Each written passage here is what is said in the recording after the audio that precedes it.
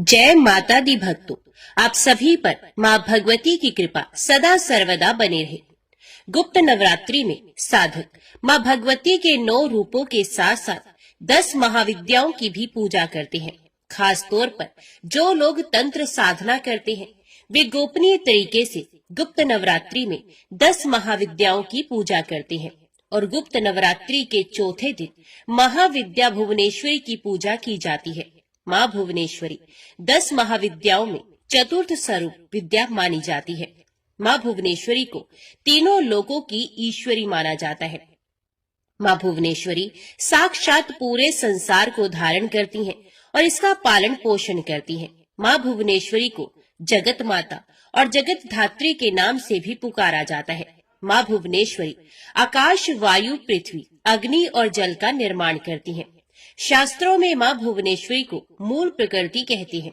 शास्त्रों में वर्णन मिलता है कि माँ भुवनेश्वरी भगवान शिव के वाम भाग में सदैव विराजमान रहती हैं और इनकी पूजा करने से अपार ऐश्वर्य की प्राप्ति होती है।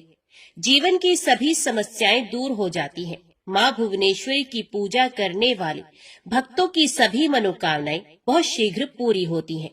माँ भुवनेश्वरी को शक्ति और सृष्टि कर्म में महालक्ष्मी स्वरूप माना जाता है। आदि शक्ति भगवती माँ भुवनेश्वरी भगवान शिव की सभी लीलाओं में उनकी सहचरी हैं, सदा उनके साथ साथ रहती हैं। माँ भुवनेश्वरी का स्वरूप बहुत ही सौम्य और इनके समस्त अंग कांति से परिपूर्ण है और यह अपने सभी भक्तों को अभय और समस्त सिद्धियां प्रदान करती हैं। देवी पुराण में बताया गया है कि मूल प्रकृति का दूसरा नाम भुवनेश्वरी है। माँ भुवनेश्वरी के श्रीअंगों से प्रातः काल के सूर्य के समान आभा निकलती रहती है। माँ अपने मस्तक पर चंद्रमा का मुकुट धारण करती हैं। इनके 3 दिव्य नेत्र हैं और इनके मुख पर हमेशा मुस्कान रहती है। माँ भुवनेश्वरी देवी की भुजाओं में पाश, अंकुश, व्रत तथा अभय मुद्रा विराजमान रहती है। गुप्त नवरात्रि में माँ भुवनेश्वरी की पूजा करने के लिए सबसे पहले स्नान करने के बाद साफ स्वच्छ वस्त्र धारण करें। आप आज के दिन लाल या फिर हरे और नारंगी रंग के वस्त्रों का प्रयोग कर सकते हैं। अब किसी एकांत कमरे में या अपने घर के पूजा कक्ष में पूर्व दिशा की ओर मुंह करके बैठ जाए। पूजा करने के लिए हमेशा उन्हीं आसन का प्रयोग करें। अब अपने सामने एक लकड़ी की चौकी पर साफ वस्त्र बिछाकर उस पर गंगा जल छिड़ककर शुद्ध कर ले। अब एक प्लेट रखें, उस पर रोली से त्रिकोण का निर्माण करें। अब इस त्रिकोण में अखंडित अक्षत भर दें। अब इन अक्षतों पर सिद्ध प्राण प्रतिष्ठा युक्त भुवनेश्वरी यंत्र की स्थापना करें। भुवनेश्वरी यंत्र के समक्ष अक्षत की 10 ढेरियां बनाएं और इन ढेरियों के ऊपर एक एक लघु नारियल स्थापित करें और अब इन सभी लघु नारियल पर क्रमशः रोली का तिलक लगाएं। इसके बाद भुवनेश्वरी यंत्र के समक्ष शुद्ध घी का दीपक प्रज्वलित करें और यंत्र का पूजन करें, ध्यान करें। अब दोनों हाथ जोड़कर माँ भुवनेश्वरी का सच्चे मन से ध्यान करके धूप, दीप, अक्षत, पुष्प आदि से पूजा करें। फिर भुवनेश्वरी महाविद्या मंत्र का जाप करें। आप ओम देवी भुवनेश्वरी नमः इस मंत्र का जाप कर सकते हैं। मंत्र का जाप हमेशा सफेद हकीक की माला से ही करना चाहिए। यदि आप मंत्र का जाप नहीं कर रहे हैं तो आप केवल सच्चे मन से माँ भगवती से महाविद्या माँ भुवनेश्वरी से प्रार्थना करके उनसे अपनी मनोकामना पूर्ति की प्रार्थना कर सकते हैं, उनका ध्यान कर सकते हैं। अगर आप चाहें तो माँ भुवनेश्वरी की पूजा किसी शिव मंदिर में जाकर भी कर सकते हैं। इसके लिए सबसे पहले किसी भी शिव मंदिर में जाकर षोडशोपचार द्वारा माँ भगवती भुवनेश्वरी का पूजन करें। अब गाय के घी का दीपक जलाएं, कपूर जलाकर धूप जलाएं। माँ भुवनेश्वरी को सफेद पुष्प, चंदन, अक्षत और इत्र अर्पित करें। दूध और शहद अर्पित करें। साथ ही माँ भुवनेश्वरी को मावे या मावे से बनी मिठाई का भी भोग लगाएं। इसके बाद आप ओम श्री भुवनेश्वरी नमः इस मंत्र का 108 बार जप करें। माँ भुवनेश्वरी की पूजा संपन्न करने के बाद माँ को चढ़ाए गए भोग को किसी भी सुहागन महिला को आप दे सकते हैं और अगर ऐसा करना संभव न हो तो आप पार्वती जी के चरणों में भी इस प्रसाद को अर्पित कर सकते हैं। यदि आप ऐश्वर्य प्राप्त करना चाहते हैं तो माँ भुवनेश्वरी पर रात रानी का इत्र अर्पित करें। पारिवारिक समस्याओं को दूर करने के लिए मां भुवनेश्वरी को 12 सफेद पुष्प अर्पित करें। यदि आपकी कोई विशेष मनोकामना है, उसकी पूर्ति चाहते हैं, तो मां भुवनेश्वरी पर चढ़े हुए अक्षतों को आप अपने घर में किसी सुरक्षित जगह पर छुपा कर रख दें। मनोकामना पूर्ति होने के बाद उन अक्षतों का आप विसर्जन कर दें। मां भुवनेश्वरी की पूजा में कुछ बातों का भी ध्यान आपको रखना होता है। महाविद्या मां भुवनेश्वरी की उपासना करने के लिए उपासक को सिद्ध प्राण प्रतिष्ठित भुवनेश्वरी यंत्र, सफेद हकीक या रुद्राक्ष की माला, 10 लघु नारियल, ये 3 चीजें होना अति आवश्यक है। लघु नारियल का वास्तु शास्त्र में विशेष महत्व बताया गया है। दरअसल जो छोटे छोटे नारियल होते हैं उन्हें ही लघु नारियल कहते हैं। लघु नारियल को पूजा घर में रखना बहुत शुभ माना जाता है।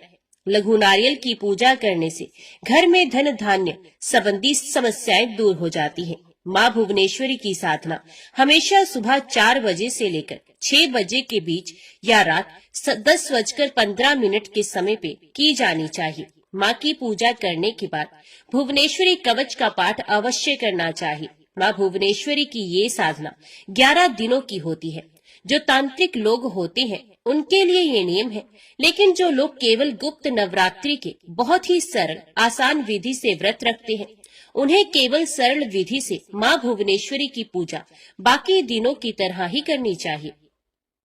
मां भुवनेश्वरी की साधना करते समय उपासक को पूरी आस्था के साथ सभी नियमों का पालन करना चाहिए।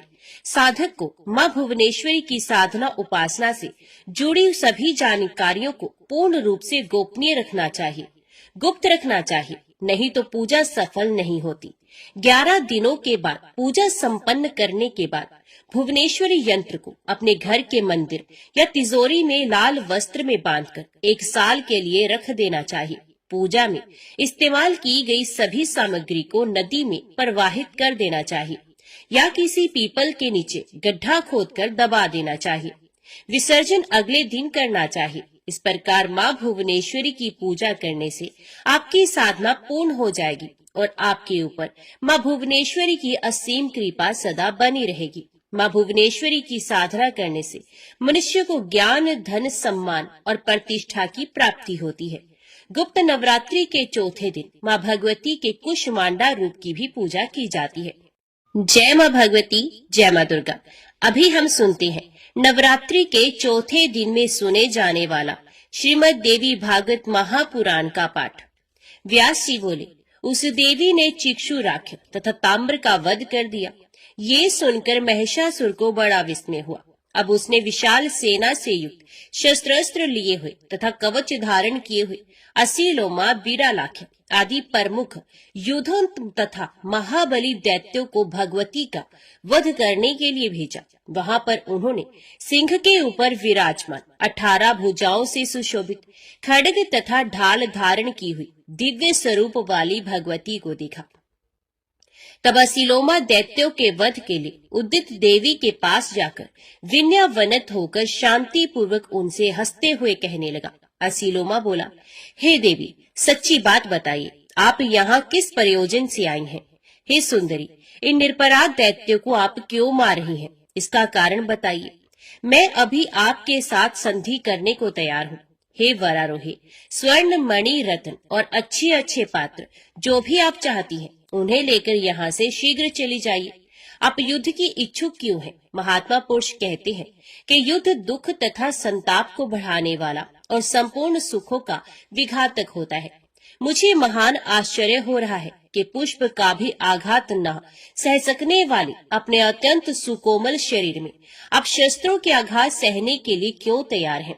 चातुर्य का फल तो शांति और निरंतर सुख भोगना है, अतः एकमात्र दुख के कारण स्वरूप इस संग्राम को आप क्यों करना चाहती हैं? इस संसार में सुख ग्रहण करना चाहिए और दुख का परित्याग करना चाहिए, यही सर्वमान्य नियम है।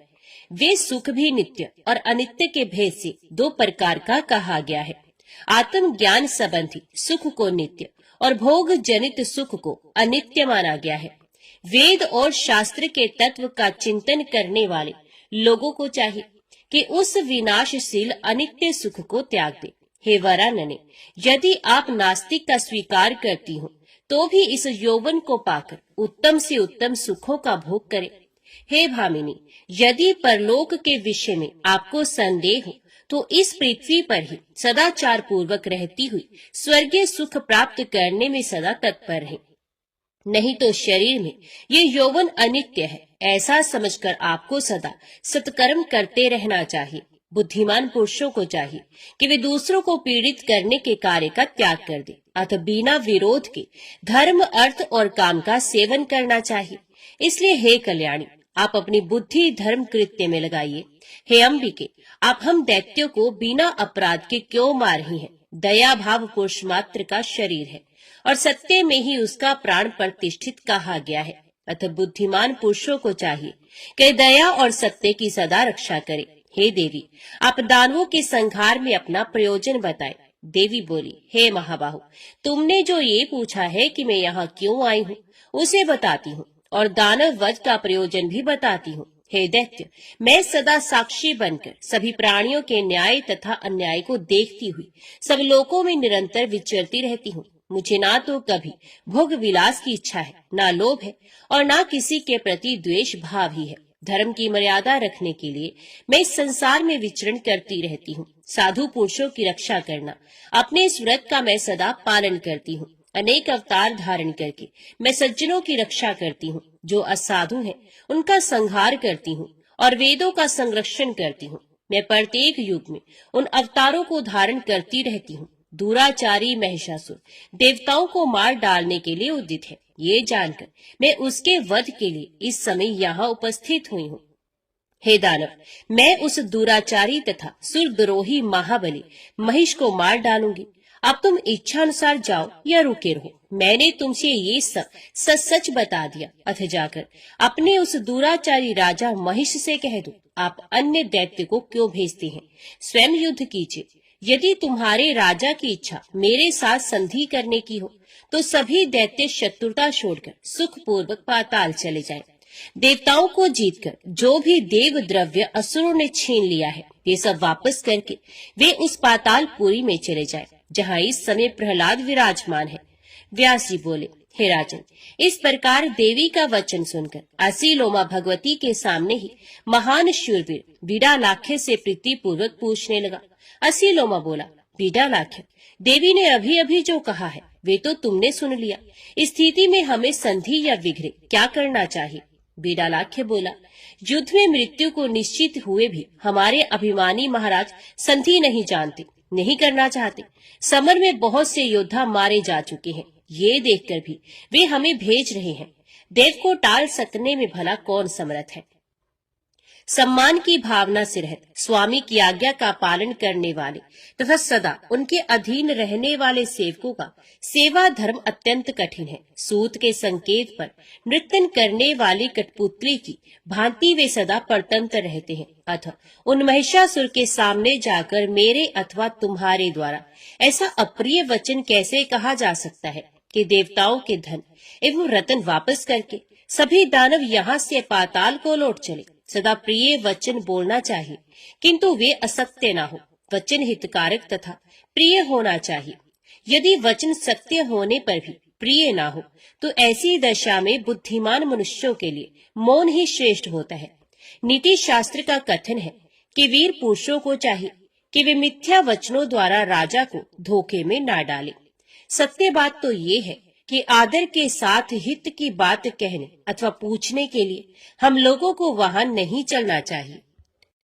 वहां जाने पर राजा महिषासुर कोपाविष्ट हो जाएंगे। ये विचार कर अब हम लोगों को यहाँ युद्ध ही करना चाहिए। जहाँ प्राण का संशय हो वहाँ स्वामी के कार्य को मुख्य मानकर मृत्यु को तृण सदृश समझना चाहिए। व्यास जी बोले, इस प्रकार विचार करके वे दोनों वीर युद्ध के लिए तत्पर हो गए और कवच धारण करके हाथों में धनुष बाण लेकर रथ पर आरूढ़ हो देवी के सामने आ डटे। सर्वप्रथम बीडालाख्य ने देवी के ऊपर 7 बाण चलाए। अस्त्र चलाने में अत्यंत निपुण असीलोमा दूर जाकर दर्शक के रूप में खड़ा हो गया। भगवती जगदम्बा ने अपने बाणों से बीडालाख्य के द्वारा चलाए गए उन बाणों को काट डाला और पत्थर पर घिसकर तीक्ष्ण बनाए गए 3 बाणों से बीडालाख्य पर आघात किया। उन बाणों की असहनीय वेदना से पीड़ित होकर वे दैत्य समर भूमि में गिर पड़ा। उसे मूर्छा आ गई और काल योग से वे मारा गया। इस प्रकार भगवती के बाण समूहों से रण में विकरालाख्य को मारा गया देखकर असी लोमा भी हाथ में धनुष लेकर के युद्ध करने के लिए तैयार होकर सामने आ गया और दाहिना हाथ ऊपर उठाकर अभिमान पूर्वक बोला, हे देवी, मैं जानता हूँ कि सभी दुराचारी दानव मारे जाएंगे, फिर भी पराधीन होने के कारण मुझे युद्ध करना ही होगा। मैं मंदबुद्धि महिषासुर अपने प्रिय तथा अप्रिय विषय में नहीं जानता। उसके सामने हितकर वचन भी यदि अप्रिय है तो मुझे नहीं बोलना चाहिए। अब वीर धर्म के अनुसार मर जाना ही मेरे लिए उचित है, वे चाहे शुभ हो अथवा अशुभ। मैं तो देव को ही बलवान मानता हूँ। अनर्थकारी पुरुषार्थ को धिक्कार है, तभी तो आपके बाणों से हत होकर दानव पृथ्वी पर गिरते जा रहे हैं। ऐसा कहकर दानव श्रेष्ठ असीलोमा बाण वृष्टि करने लगा। देवी ने अपने पास तक ना पहुंचे हुए उन बाणों को अपने बाणों से काट डाला और अपने अन्य शीघ्रगामी बाणों से असीलोमा को शीघ्रता पूर्वक बेंध डाला। उस समय आकाश में स्थित देवताओं ने देखा कि भगवती का मुखमंडल क्रोध से भर उठा है। देवी के बाणों से बिंधे शरीर वाला तथा बहती हुई रुधिर की धारा से युक्त वह दैत्य ऐसा सुशोभित हो रहा था मानो पुष्पित हुआ पलाश का वृक्ष हो। अब असीलोमा लोहे की बनी एक विशाल गदा लेकर बड़ी तेजी से चंडिका की ओर दौड़ा और क्रोधपूर्वक सिंह के सर पर उसने गदा से प्रहार कर दिया। परंतु देवी के सिंह ने उस बलवान दानव के द्वारा किए गए गदा प्रहार की कुछ भी परवाह न करके अपने नखों द्वारा उसके वक्षस्थल को फाड़ डाला। तब उस महाविकराल दैत्य ने हाथ में गदा लिए ही बड़े वेग से उछलकर सिंह के मस्तक पर सवार हो भगवती के ऊपर गदा से प्रहार किया। हे राजन, उसके द्वारा किए गए प्रहार को रोककर देवी ने तेज धार वाली तलवार से उसका मस्तक गर्दन से अलग कर दिया। इस प्रकार मस्तक कट जाने पर वह दानवराज तुरंत गिर पड़ा। अब उस दुरात्मा की सेना में हाहाकार मच गया। हे राजन, देवी की जय हो, ऐसा कहकर देवतागण भगवती की स्तुति करने लगे। देवताओं की दुधंबिया बज उठी और किन्नरगण देवी का यशो गान करने लगे। मारे गए उन दोनों दैत्यों को सम्रांगण में गिरा हुआ देखकर शेष संपूर्ण सैनिकों को सिंह ने अपने पराक्रम द्वारा मार गिराया और कुछ दानवों को खा डाला और इस प्रकार उस युद्ध भूमि को दानवों से रहित कर दिया। कुछ अंग भंग हुए मूर्ख दानव दुखी होकर महिषासुर के पास पहुंचे और रक्षा कीजिए ऐसा कहते हुए वे चीखने चिल्लाने तथा रोने लगे। हे राजन, असीलोमा और बिडालाखे दोनों ही मारे गए। हे राजन, अन्य जो भी सैनिक थे उन्हें सिंह ने खा लिया। ऐसा कहते हुए उन्होंने राजा को दुख में डाल दिया। उनकी बात सुनकर महिषासुर खिन्न मस्तक, चिंता से व्याकुल, उदास तथा दुखी हो गया। व्यास जी बोले, उन सैनिकों की बात सुनकर राजा महिष क्रोधित हो उठा और उसने सारथी से कहा, 1000 गधों से जूते हुए, ध्वजा तथा पताकाओं से सुशोभित, अनेक प्रकार के आयुधों से परिपूर्ण, सुंदर चक्कों तथा जुए से विभूषित तथा प्रकाशमान मेरा अद्भुत रथ तुरंत ले आओ। सारथी ने भी तत्क्षण रथ लाकर उससे कहा, हे राजन, सुसज्जित करके रथ ला दिया गया जो द्वार पर खड़ा है। ये सभी आयुधों से संवित तथा उत्तम अस्त्रों से युक्त है। रथ के आने की बात सुनकर महाबली दानवराज महिष मनुष्य का रूप धारण करके युद्ध भूमि में जाने को तैयार हुआ। उसने अपने मन में सोचा कि यदि मैं अपने महिष रूप में जाऊंगा तो देवी मुझे श्रृंग युक्त महिष को देखकर अवश्य उदास हो जाएगी। स्त्रियों को सुंदर रूप और चातुर्य अत्यंत प्रिय होता है। आकर्षक रूप तथा चातुर्य से संपन्न होकर मैं उसके पास जाऊंगा, जिससे मुझे देखते ही वह युक्ति प्रेम युक्त मोहित हो जाएगी। मुझे भी स्थिति में सुख होगा, अन्य किसी रूप में नहीं। मन में ऐसा विचार करके महाबली वे दानवेंद्र महिष रूप छोड़कर एक सुंदर पुरुष बन गया। ये सभी प्रकार के आयुध को धारण किए हुए था। वे ऐश्वर्य संपन्न था। वे सुंदर आभूषणों से अलंकृत था। उसने दिव्य वस्त्र धारण कर रखे थे, केयूर और हार पहने तथा हाथ में धनुष बाण धारण किए रथ पर बैठा हुआ वे कांतिमान दैत्य दूसरे कामदेव के सदृश प्रतीत हो रहा था। माननी सुंदरियों का भी मन हर लेने वाला ऐसा सुंदर रूप बनाकर वे मदोमत दैत्य अपनी विशाल सेना के साथ देवी की ओर चला। अनेक वीरों से घिरे हुए उस दैत्यराज महिषासुर को आया हुआ देखकर देवी ने अपना शंख बजाया। लोगों को आश्चर्यचकित कर देने वाली उस शंख ध्वनि को सुनकर भगवती के पास आकर वे दैत्य हंसता हुआ उनसे कहने लगा, हे देवी, इस परिवर्तनशील जगत में रहने वाला व्यक्ति, वे स्त्री अथवा पुरुष चाहे कोई भी हो, सब प्रकार से सुख ही चाहता है।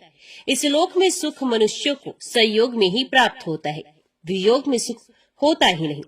संयोग भी अनेक प्रकार का होता है। मैं उन भेदों को बताता हूँ, सुनो। कहीं उत्तम प्रीति के कारण संयोग होता है और कहीं स्वभावत संयोग हो जाता है। इनमें सर्वप्रथम मैं प्रीति से उत्पन्न होने वाले संयोग के विषय में अपनी बुद्धि के अनुसार बता रहा हूँ। माता पिता का पुत्र के साथ होने वाला संयोग उत्तम कहा गया। भाई का भाई के साथ संयोग किसी प्रयोजन से होता है, अथवा मध्यम माना गया। उत्तम सुख प्रदान करने के कारण पहले प्रकार के संयोग को उत्तम तथा दूसरे उससे कम सुख प्रदान करने के कारण दूसरे प्रकार के संयोग को मध्यम कहा गया। विविध विचारों से युक्त चित्त वाले तथा प्रसंगवश एकत्रित नौका में बैठे हुए लोगों का मिलने को विद्वान स्वाभाविक संयोग कहा है। बहुत कम समय के लिए सुख प्रदान करने के कारण विद्वानों के द्वारा इसे कनिष्ठ संयोग कहा गया। अति उत्तम संयोग संसार में सदा सुखदायक होता है। हे कांति, समान अवस्था वाले स्त्री पुरुष का जो संयोग है वही अति उत्तम कहा गया। अति उत्तम सुख प्रदान करने के कारण ही उसे उस प्रकार का संयोग कहा गया। चातुर्य, रूप, वेश, कुल, शील, गुण आदि में समानता रहने पर परस्पर सुख की अभिवृद्धि कही जाती है। यदि तुम मुझ वीर के साथ संयोग करोगी तो तुम्हें अति उत्तम सुख की प्राप्ति होगी, इसमें संदेह नहीं। हे प्रिय, मैं अपनी रुचि के अनुसार अनेक प्रकार के रूप धारण कर सकता हूँ। मैंने इंद्र आदि सभी देवताओं को संग्राम में जीत लिया है। मेरे भवन में इस समय जो भी दिव्य रत्न है उन सबका तुम उपभोग करो अथवा इच्छा अनुसार उसका दान करो। अब तुम मेरी पटरानी बन जाओ। हे सुंदरी, मैं तुम्हारा दास हूँ। तुम्हारे कहने से मैं देवताओं से वैर करना भी छोड़ दूंगा, इसमें संदेह नहीं। तुम्हें जैसे भी सुख मिलेगा मैं वही करूंगा। हे विशाल नयने, अब तुम मुझे आज्ञा दो और मैं उसका पालन करूं। हे मधुर भाषिणी, मेरा मन तुम्हारे रूप पर मोहित हो गया है। हे सुंदरी, मैं तुम्हें पाने के लिए व्याकुल हूँ, इसलिए इस समय तुम्हारी शरण में आया हूँ। हे देवी, कामबाण से आहत मुझे शरणागत की रक्षा करो। शरण में आए हुए की रक्षा करना सभी धर्मों में उत्तम धर्म है। श्याम नेत्रों वाली हे कृशोदरी, मैं तुम्हारा सेवक हूँ।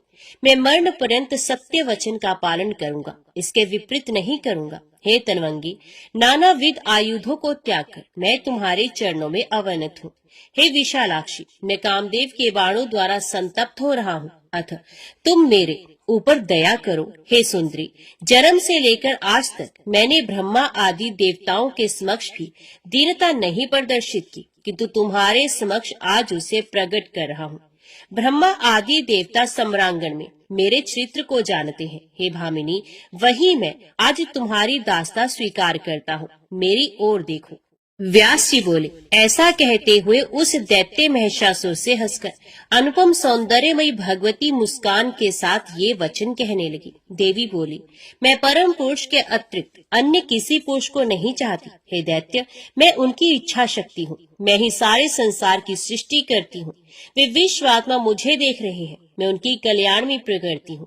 निरंतर उनके सानिध्य के कारण ही मुझ में शाश्वत चेतना है। वैसे तो मैं जड़ हूँ, किंतु उन्हीं के संयोग से मैं चेतना युक्त हो जाती हूँ। जैसे चुंबक के संयोग से साधारण लोहे में भी चेतना उत्पन्न हो जाती है, मेरे मन में कभी भी विषय भोग की इच्छा नहीं होती। हे मंदबुद्धि, तुम मूर्ख हो जो कि स्त्री संग करना चाहते हो। पुरुष को बांधने के लिए स्त्री जंजीर कही गई। लोहे से बंधा हुआ मनुष्य बंधन मुक्त हो भी सकता है, किंतु स्त्री के बंधन में बंधा हुआ प्राणी कभी नहीं छूटता। हे मूर्ख, मूत्रागार का सेवन क्यों करना चाहता है? सुख के लिए मन में शांति धारण करो। शांति से ही तुम सुख प्राप्त कर सकोगे। स्त्री संग से बहुत दुख मिलता है। इस बात को जानते हुए भी तुम अज्ञानी क्यों बनते हो? तुम देवताओं के साथ वैर भाव छोड़ दो और पृथ्वी पर इच्छा अनुसार विचरण करो। यदि जीवित रहने की तुम्हारी अभिलाषा हो तो पाताल लोक चले जाओ अथवा मेरे साथ युद्ध करो। इस समय मुझ में पूर्ण शक्ति विद्यमान है।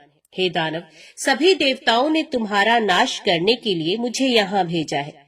मैं तुमसे ये सत्य कह रही हूँ। तुमने वाणी द्वारा सौहार्दपूर्ण भाव प्रदर्शित किया है, तो मैं तुम्हारे ऊपर प्रसन्न हूँ। अब तुम जीवित रहते ही सुखपूर्वक यहाँ से चले जाओ।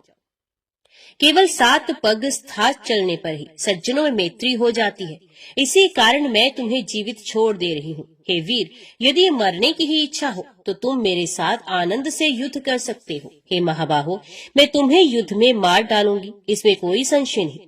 व्यास जी बोले, भगवती का ये वचन सुनकर काम से मोहित दानव पुनः मधुर वाणी में मीठी बातें करने लगा। हे सुंदरी, हे सुमुखी, कोमल सुंदर अंगों वाली तथा पुरुषों को मोह लेने वाली, तुझ युवती के ऊपर प्रहार करने में मुझे भय लगता है। हे कमल लोचने, विष्णु शिव आदि बड़े बड़े देवताओं और सब लोकपालों पर विजय प्राप्त करके क्या अब तुम्हारे साथ मेरा युद्ध करना उचित होगा? हे सुंदर अंगों वाली, यदि तुम्हारी इच्छा हो तो मेरे साथ विवाह कर लो और मेरा सेवन करो, अन्यथा तुम जहाँ से आए हो उसी देश में इच्छा अनुसार चले जाओ। मैं तुम्हारे साथ मित्रता कर चुका हूँ, इसलिए तुम पर प्रहार नहीं करूंगा। ये मैंने तुम्हारे लिए हितकर तथा कल्याणकारी बात बताई है, इसलिए तुम सुखपूर्वक यहाँ से चले जाओ। सुंदर नेत्रों वाले तुझ रमणी का वध करने से मेरी कौन सी गरिमा बढ़ जाएगी? स्त्री हत्या, बाल हत्या और ब्रह्म हत्या का पाप बहुत जघन्य होता है। हे वरानने, वैसे तो मैं तुम्हें बलपूर्वक पकड़कर अपने घर निश्चित रूप से ले जा सकता हूँ, किंतु बल प्रयोग से मुझे सच्चा सुख नहीं मिलेगा। उसमें भोग सुख कैसे प्राप्त हो सकता है? अतएव हे सुकेशी, मैं बहुत विनीत भाव से तुमसे कह रहा हूँ कि जैसे पुरुष को अपनी प्रिया के मुख कमल के बिना सुख नहीं मिलता, उसी प्रकार स्त्री को भी पुरुष के बिना सुख नहीं मिलता। संयोग में सुख उत्पन्न होता है और वियोग में दुख। तुम सुंदर, रूपवती और सभी आभूषणों से अलंकृत हो, ये सब होते हुए भी तुझमें चतुरता क्यों नहीं है, जिससे तुम मुझे स्वीकार नहीं कर रही हो? इस तरह भोगों को छोड़ देने का परामर्श तुम्हें किसने दिया है? हे मधुर भाषिणी, ऐसा करके किसी शत्रु ने तुम्हें धोखा दिया है। हे कांति, अब तुम ये आग्रह छोड़ दो और अत्यंत सुंदर कार्य करने में तत्पर हो जाओ। विवाह संपन्न हो जाने पर तुम्हें और मुझे दोनों को सुख प्राप्त होगा। विष्णु लक्ष्मी के साथ, ब्रह्मा सावित्री के साथ, शंकर पार्वती के साथ तथा इंद्र शची के साथ रहकर ही सुशोभित होते हैं। पति के बिना कौन स्त्री चिरस्थायी सुख प्राप्त कर सकती है? हे सुंदरी, कौन सा ऐसा कारण है जिससे तुम मुझ जैसे उत्तम पुरुष को अपना पति नहीं बना रही हो? हे कांते, ना जाने मंद बुद्धि कामदेव इस समय कहाँ चला गया, जो अपने अत्यंत कोमल तथा मादक पंचबाणों से तुम्हें आहत नहीं कर रहा है। हे सुंदरी, मुझे तो लगता है कि कामदेव भी तुम्हारे ऊपर दयालु हो गया है और तुम्हें अबला समझते हुए वे अपने बाण नहीं छोड़ रहा है। हे सुंदरी, संभव है उस कामदेव को भी मेरे साथ कुछ शत्रुता हो, इसलिए वे तुम्हारे ऊपर बाण नहीं चढ़ाता हो। अथवा ये भी हो सकता है कि मेरे सुख का नाश करने वाले मेरे शत्रु देवताओं ने उस कामदेव को मना कर दिया हो, इसलिए वे तुम्हारे ऊपर अपने बाणों से प्रहार नहीं कर रहा है। हे मृग शावक के समान नेत्रों वाले, मुझे त्याग कर तुम मंदोदरी की भांति पश्चाताप करोगी। हे तन्वंगी, पतिरूप में प्राप्त सुंदर तथा अनुकूल राजा का त्याग करके बाद में वे मंदोदरी जब कामार्थ तथा मोह से व्याकुल अंतकरण वाली हो गई, तब उसने एक धूर्त को अपना पति बना लिया था। व्यास जी बोले, हे महाराज, उसका ये वचन सुनकर भगवती ने उस दानव से पूछा, वे स्त्री मंदोदरी कौन थी और वे राजा कौन था जिसे उसने त्याग दिया था? बाद में उसने जिसे पति बनाया वे धूर्त राजा कौन था? उस स्त्री को पुनः जिस प्रकार दुख मिला हो वे कथानक विस्तार पूर्वक बता। महिषासुर बोला, पृथ्वी तल पर विख्यात सिंघल नामक एक देश है, उसमें बहुत ही घने घने वृक्ष हैं और वे धन धान्य से समृद्ध है। वहाँ चंद्रसेन नाम का राजा राज्य करता था, जो बड़ा धर्मात्मा, शांत स्वभाव, प्रजा पालन में तत्पर, न्याय पूर्वक शासन कार्य करने वाला, सत्यवादी, मृदु स्वभाव वाला, वीर, सहिष्णु, नीति शास्त्र का सागर, शास्त्रवेता, सब धर्मों का ज्ञाता और धनुर्वेद में अत्यंत प्रवीण था। उसकी भार्या भी रूपवती, सुंदरी, सौभाग्यशालिनी, सद्गुणी, सदाचारिणी, अत्यंत सुंदर मुख वाली, पति भक्ति में लीन रहने वाली, मनोहर और सभी उत्तम लक्षणों से संपन्न थी। उसका नाम गुणवती था। उसने प्रथम गर्भ से 31 सुंदर कन्या को जन्म दिया। उस मनोरम कन्या को पाकर पिता बहुत ही प्रसन्न हुए और उन्होंने बड़े हर्ष के साथ उसका नाम मंदोदरी रखा। वह कन्या चंद्रमा की कला के समान दिन प्रतिदिन बढ़ने लगी। अत्यंत मनोहारिणी वह कन्या जब 10 वर्ष की हुई तब उसके वर के लिए राजा चंद्रसेन प्रतिदिन चिंतित होने लगे। उस समय मद्र देश के अधिपति सुधनवा नाम वाले एक पराक्रमी नरेश थे। कंबुग्रीव नाम से अति विख्यात उनका एक पुत्र था जो बहुत मेधावी था। ब्राह्मणों ने राजा चंद्रसेन से कहा कि कंबुग्रीव उस कन्या के योग्य वर है। वे सुंदर, सभी शुभ लक्षणों से संपन्न तथा समस्त विद्याओं में पारंगत है। तब राजा ने गुणवती नाम वाली अपनी प्रिय रानी से पूछा, मेरा विचार है कि मैं अपनी सुंदर पुत्री मंदोदरी को कंबुग्रीव को सौंप दूं। पति की ये बात सुनकर उस रानी ने अपनी पुत्री से आदर पूर्वक पूछा, तुम्हारे पिता कंबुग्रीव के साथ तुम्हारा विवाह करना चाहते हैं। तब ये सुनकर मंदोदरी ने माता से ये वचन कहा, मैं पति नहीं बनाऊंगी। विवाह करने में मेरी अभिरुचि नहीं। मैं सदा कौमार्य व्रत का आश्रय लेकर अपना जीवन व्यतीत करूंगी। मैं स्वतंत्रता पूर्वक सदा कठोर तप करूंगी। हे माता, संसार सागर में परतंत्रता परम दुख है। स्वतंत्रता से ही मोक्ष की प्राप्ति होगी, ऐसा शास्त्रों के ज्ञाता पंडित जनों ने कहा है। अतएव मैं बंधन से मुक्त रहूंगी। मुझे पति से कोई भी प्रयोजन नहीं। विवाह होते समय अग्नि के साक्ष्य में प्रतिज्ञा रूप में ये वचन कहना पड़ता है, हे पतिदेव, अब मैं सदा के लिए पूर्ण रूप से आपके अधीन हो चुकी हूँ। इसके अतिरिक्त ससुराल में सास तथा देवर आदि लोगों की दासी बनकर रहना तथा सदा पति के अनुकूल रहना अत्यंत दुखदायी बताया गया है। कहीं यदि पति ने अन्य स्त्री के साथ विवाह कर लिया तब तो सोच से मिलने वाला महान दुख उपस्थित हो जाता है। उस समय पति के प्रति ईर्ष्या भाव उत्पन्न हो जाता है, कलह भी होने लगता है। हे माता, संसार में सुख कहाँ है, और विशेष करके स्वभाव से ही परतंत्र नारियों के लिए इस सब परधर्मा संसार में सुख है ही नहीं। हे माता, मैंने सुना है कि प्राचीन काल में राजा उत्तानपाद के एक उत्तम नामक पुत्र थे जो समस्त धर्म के ज्ञाता एवं ध्रुव के कनिष्ठ भ्राता थे। उन्होंने अपनी धर्मनिष्ठ पतिव्रता, पति के प्रति भक्ति भाव रखने वाली प्रिय तथा सुंदर पत्नी को बिना किसी अपराध के ही वन में छोड़ दिया था। पति के रहते हुए भी इस प्रकार के अनेक दुख स्त्री को सहने पड़ते हैं। देवयोग से उसकी मृत्यु हो जाने पर स्त्री को विधवा बनकर दुख उठाना पड़ता है, क्योंकि वैधव्य परम दुख में होता है तथा नानाविध शोक एवं संताप उत्पन्न करता रहता है। पति के परदेश चले जाने पर कामदेव की अग्नि में जलती हुई स्त्री को घर में अत्यधिक दुख सहना पड़ता है, तो फिर उसे पति संग जनित क्या सुख प्राप्त हुआ। अतएव मेरा तो यही मत है कि स्त्रियों को विवाह कभी नहीं करना चाहिए। पुत्री के ऐसा कहने पर उसकी माता ने अपने पति से कहा, कुमार व्रत धारण करने की इच्छा वाली वह राजकुमारी पति की कामना नहीं करती है। संसार से विरक्त रहकर वे सदा व्रत और जप में तत्पर रहना चाहती है। पति संग जनित अनेक दोष को जानने वाली वह कन्या विवाह नहीं करना चाहती। अपनी भार्या की बात सुनकर राजा चंद्रसेन भी चुप ही रह गए। अपनी पुत्री को विवाह की इच्छा से रहित भाव वाली जानकर राजा ने भी उसका विवाह नहीं किया। ये मंदोदरी भी माता पिता के द्वारा भली भांति रक्षित होती हुई घर पर ही रहने लगी। कुछ समय पश्चात नारियों में काम तेजना उत्पन्न करने वाले यौवन संबंधी लक्षण उसमें विकसित होने लगे। उस समय उसकी सखियों ने विवाह के लिए उसे बार बार प्रेरित किया, फिर भी ज्ञान तत्व की बातें कहकर वह मंदोदरी पति बनाने के लिए तैयार नहीं हुई।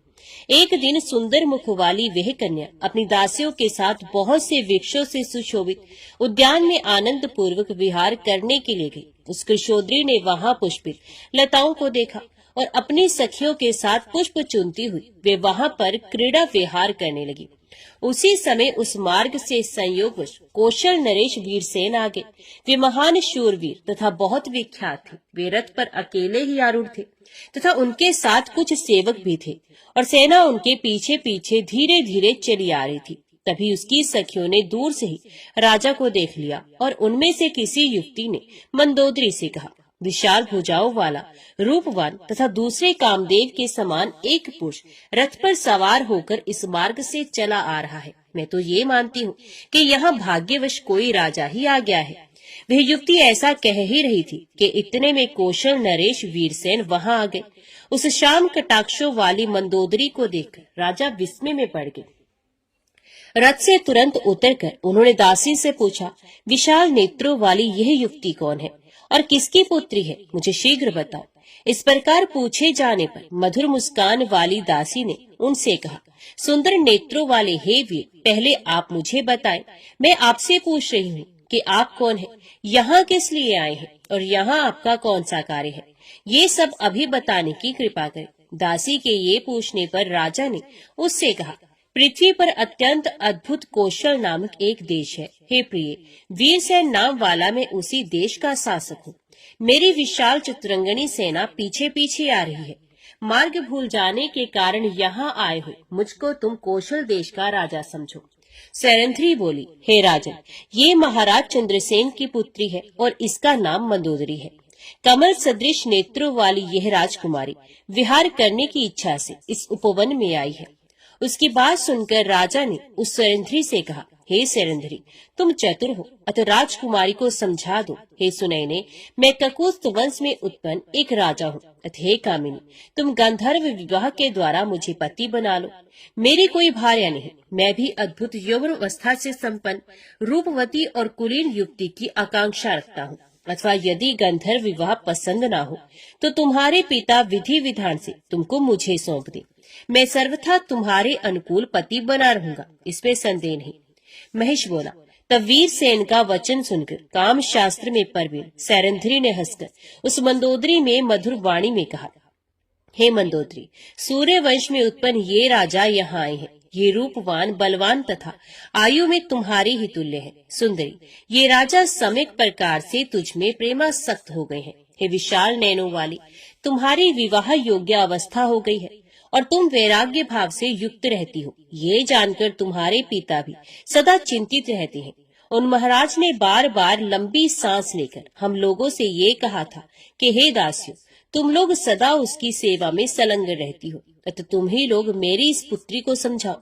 किंतु हम लोग तुझ हठ धर्म परायणा से कुछ भी कहने में समर्थ नहीं। फिर भी हम तुम्हें बता देना चाहती हैं कि पति की सेवा ही स्त्रियों के लिए परम धर्म है। ऐसा मनु ने कहा है, पति की सेवा करने वाली स्त्री स्वर्ग प्राप्त करती है। अतएव हे विशाल नेत्रों वाली, तुम विधि पूर्वक विवाह करो। मंदोदरी बोली, मैं पति नहीं बनाऊंगी, मैं अद्भुत तप करूंगी। हे बाले, तुम इस राजा को मना कर दो, ये निर्लज्ज मेरी ओर क्यों देख रहा है। सैरंध्री बोली, हे देवी, ये कामदेव अजय है तथा काल का अतिक्रमण भी अत्यंत कठिन है। अतएव हे सुंदरी, तुम मेरे इस कल्याणकारी वचन को मान लेने की कृपा करो, अन्यथा तुम्हारे ऊपर कभी न कभी संकट अवश्य पड़ेगा, ये मेरा दृढ़ विश्वास है।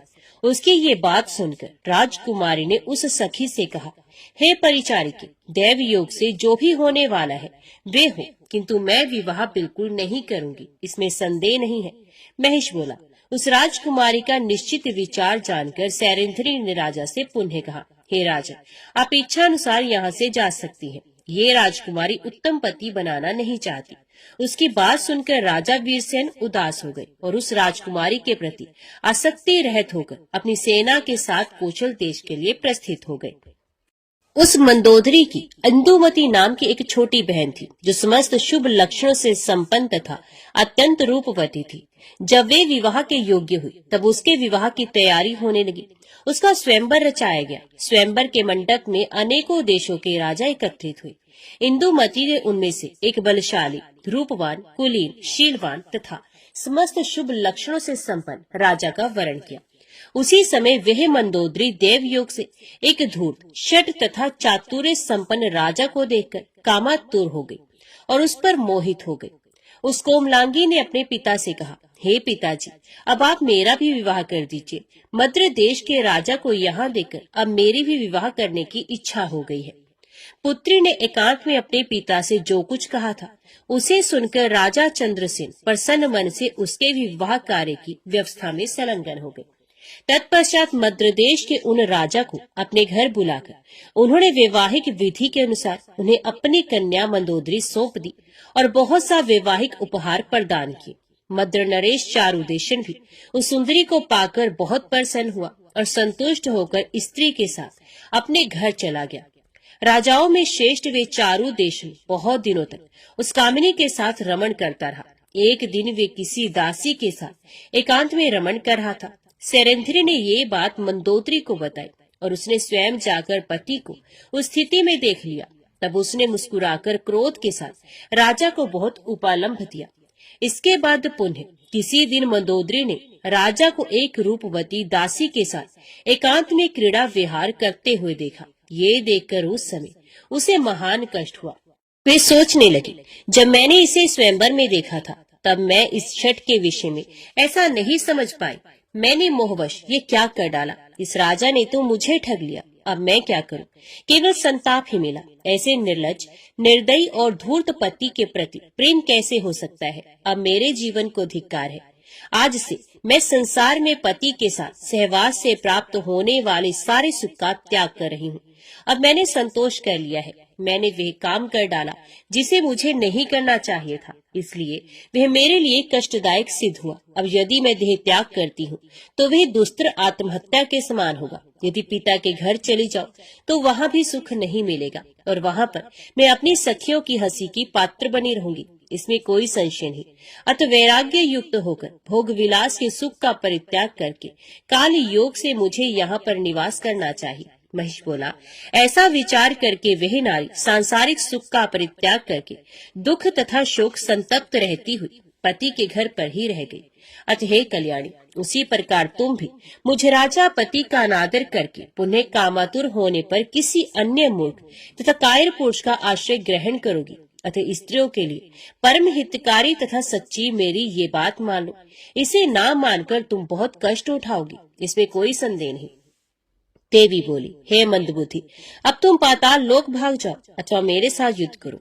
मैं तुम्हें तथा सभी असुरों को मारकर सुख पूर्वक यहाँ से चली जाऊंगी। हे दानव, जब जब साधु पुरुषों पर संकट आता है तब तक उनकी रक्षा करने के लिए मैं देह धारण करती हूँ। हे दैत्य, वास्तव में मैं निराकार और अजन्मा हूँ तथा भी देवताओं की रक्षा करने के लिए रूप और जन्म धारण करती हूँ। ये तुम निश्चित समझ लो। मैं सत्य कहती हूँ कि देवताओं ने तुम्हारा वध करने के लिए मुझसे प्रार्थना की थी। हे महिष, तुझे मारकर मैं सर्वथा निश्चिंत हो जाऊंगी। अतएव अब तुम मेरे साथ युद्ध करो अथवा असुरों की निवास भूमि पाताल लोक को चले जाओ। अब मैं तुम्हें निश्चय ही मार डालूंगी। मैं ये बिल्कुल सच कह रही हूँ। व्यास जी बोले, देवी के ऐसा कहने पर महिषासुर धनुष लेकर युद्ध करने की इच्छा से संग्राम भूमि में डट गया। वे पत्थर पर घिसकर नुकीले बनाए गए बाणों को कान तक खींचकर बड़े वेग से छोड़ने लगा। तब भगवती ने कुपित होकर अपने लोहमुख बाणों से उसके बाणों को काट दिया।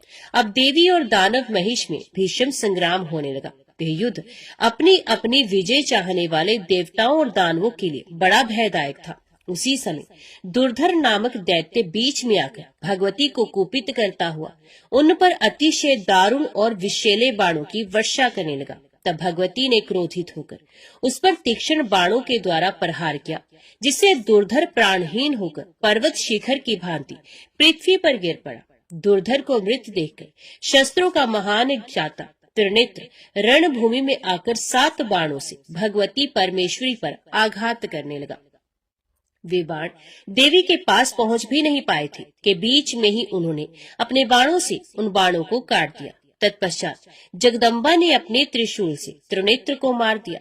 तब त्रिनेत्र को मारा गया देखकर तुरंत अंधक आ गया और उसने अपनी लोहमयी गदा से सिंह के मस्तक पर प्रहार कर दिया।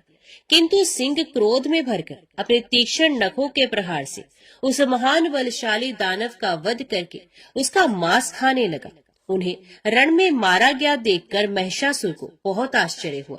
अतः वे और भी वेग के साथ अति तीक्ष्ण और पत्थर की सान पर चढ़ाकर तीक्ष्ण किए हुए बाणों को छोड़ने लगा। किंतु भगवती ने उन बाणों को अपने पास पहुंचने के पहले ही अपने बाणों से काटकर उनके 2 टुकड़े कर दिए। इसी समय जगदम्बा ने महिषासुर के वक्ष पर अपनी गदा से आघात किया।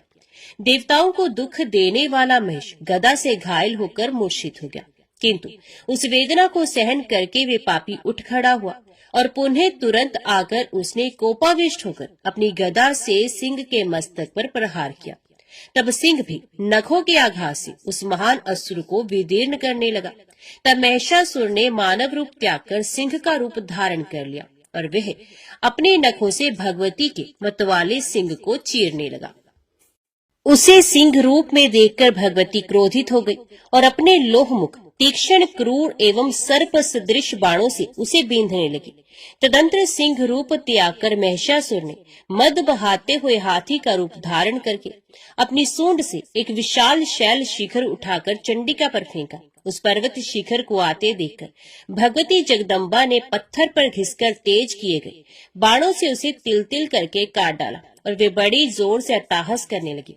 उस समय देवी का सिंह उछलकर उसके मस्तक पर चढ़ बैठा और अपने तीक्ष्ण नखों से उस गज रूपधारी महिष को विदीर्ण करने लगा। अब महिष ने क्रोध पूर्वक उस सिंह को मारने के विचार से हाथी का रूप त्याग कर अत्यंत भीषण और बलवान 8 पैरों वाले शर्भ का रूप धारण किया। उस शर्भ को देखकर जगदम्बा ने अतिशय क्रोध में भरकर उसके मस्तक पर खड्ग से आघात किया। तब उसने भी भगवती पर प्रहार किया। अब उन दोनों में महाभयंकर युद्ध होने लगा। उसी समय उसने महिष रूप धारण करके अपने सींगों से देवी के ऊपर आघात किया। विकराल रूप वाला तथा भयानक वे महान असुर अपनी पूंछ के घुमाने तथा सिंहों से कोमल अंगों वाली देवी पर प्रहार करने लगा। वह पापी अपनी पूंछ से पर्वतों को सींग पर रखकर बड़े वेग से घुमाता हुआ हंसकर अति प्रसन्नता पूर्वक भगवती के ऊपर फेंकने लगा। बल से उन्मत्त उस दानव ने भगवती से कहा, हे देवी ठहरो, रूप और यौवन से संपन्न तुझको मैं अब मार डालूंगा। तुम मूर्ख हो जो कि मदमत हो, मेरे साथ युद्ध कर रही हो। तुम अज्ञानवश अपने को व्यर्थ हुई बलवती समझकर मूर्ख हो रही हो। तुम्हें मारने के बाद मैं उन सब कपट पंडित देवताओं को मार डालूंगा जो शठ देवतागण एक स्त्री को आगे करके मुझे जीतना चाहते हैं। देवी बोली, अरे मूर्ख, व्यर्थ अभिमान मत कर, रणभूमि में ठहर जाओ, ठहर जाओ। तुम्हें मारकर मैं देवताओं को निर्भय बना दूंगी। अरे अधम, मैं अभी मधुर मद्य पीकर देवताओं के लिए दुखदाई और मुनियों को भयभीत करने वाले तुझ पापी को रण में काट डालूंगी। व्यास जी बोले, ऐसा कहकर क्रोध पूर्वक उस दैत्य को मार डालने के विचार से भगवती मद्यपूर्ण सोने का पात्र लेकर बारंबार उसे पीने लगी। उस मीठे रस को पीकर भगवती बड़े वेग से अपना त्रिशूल उठाकर देवताओं को हर्षित करती उस दानव पर झपटी। उस समय देवता प्रेम पूर्वक उनकी स्तुति करने लगे और पुष्प वर्षा करने लगे। वे दुधंबियों की ध्वनि के साथ देवी की जय हो ऐसा बार बार कहने लगे। सभी ऋषि, सिद्ध, गंधर्व, पिशाच, नाग, चारण और किन्नरगण आकाश मंडल में स्थित होकर उस युद्ध को देखकर आनंदित हो रहे थे। कपट कार्य में परवीण वे महिषासुर रणभूमि में बार बार विविध प्रकार के माया में शरीर धारण करके भगवती पर प्रहार करने लगा। तब क्रोध से लाल नेत्र करके चंडिका ने अपने तीक्ष्ण त्रिशूल से उस पापी का हृदय देश पर बलपूर्वक आघात किया। उससे आहत होकर महिषासुर भूमि पर गिर पड़ा और मूर्छित हो गया। किंतु मुहूर्त भर बाद पुनः उठकर अपने पैरों से वेग पूर्वक देवी चामुंडा को मारने लगा। इस प्रकार पद प्रहारों से देवी को चोट पहुंचाकर वे बारंबार हंसने लगा और देवताओं को भयभीत कर देने वाली भीषण ध्वनि करके चिल्लाने लगा। तदंतर भगवती ने 1000 अरों और सुंदर नाभि वाला एक उत्कृष्ट चक्र हाथ में लेकर अपने समक्ष खड़े महिषासुर से उच्च स्वर में कहा, अरे मंधात, तुम्हारे गले को काट डालने वाले इस चक्र की ओर देखो। तनिक देर और ठहर कर अब तुम यमलोक के लिए प्रस्थान कर दो। ऐसा कहकर जगदम्बा ने युद्ध भूमि में उस दारुण चक्र को चला दिया। तब चक्र से उस दानव का सर कट गया। उस समय उसके कंठ की नली से इस प्रकार ऊषण रक्त बहने लगा जैसे गेरू आदि से युक्त लाल पानी का झरना बड़े वेग के साथ पर्वत से गिर रहा हो। मस्तक कट जाने पर उस दानव का धड़ घूमता हुआ भूमि पर गिरा। उस समय देवताओं के मुख से सुख की वृद्धि करने वाला विजय घोष होने लगा। अब भगवती का महाबली सिंह मानो भूख से व्याकुल होकर रणभूमि में भागते हुए दानवों को खाने लगा। हे राजन, क्रूर महिषासुर के मर जाने पर जो कोई दानव मरने से शेष बच गए थे वे भय से संत्रस्त होकर पाताल चले गए। उसके मर जाने पर भूमंडल पर जो भी देवता, मुनिगण, मनुष्य और साधु जन थे वे परम आनंदित हो गए। भगवती चंडिका भी रणभूमि छोड़कर एक पवित्र स्थान में विराजमान हो गई। देवता भी उन सुख प्रदान करने वाली भगवती की स्तुति करने की इच्छा से शीघ्र ही वहां पहुंचे। जय मां भगवती, जय मां दुर्गा।